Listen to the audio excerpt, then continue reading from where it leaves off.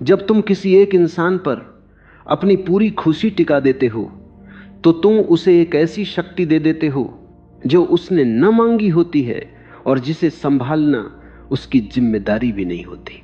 तुम्हारी सुबह उसके संदेश पर निर्भर होती है, तुम्हारी शाम उसकी बातों पर और तुम्हारा मूड उसके व्यवहार पर।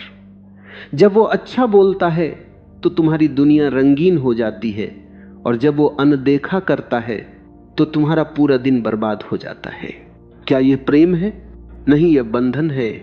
यह एक ऐसी जंजीर है जिसे तुमने खुद अपने हाथों से अपने पैरों में बांध लिया है।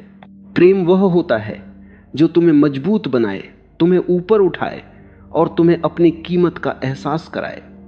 प्रेम वह नहीं होता जो तुम्हें गिड़गिड़ाने पर मजबूर करे, तुम्हें इंतजार में बैठाए रखे या तुम्हें बार बार यह सोचने पर विवश करे कि तुमसे क्या गलती हुई। अगर तुम किसी रिश्ते में लगातार यह सोच रहे हो कि तुम पर्याप्त नहीं हो तो समझ लो समस्या तुम में नहीं, उस रिश्ते में है। और अगर कोई रिश्ता तुम्हें बार बार यह महसूस कराता है कि तुम्हारी कोई कीमत नहीं तो वह रिश्ता तुम्हारे लिए नहीं है।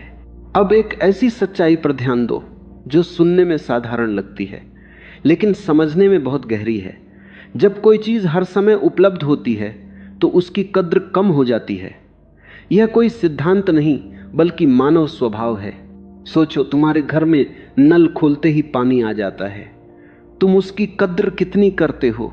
शायद बहुत कम। लेकिन जब गर्मियों में पानी बंद हो जाता है, जब एक एक बाल्टी के लिए तरसना पड़ता है, तब उसी पानी की असली कीमत समझ आती है।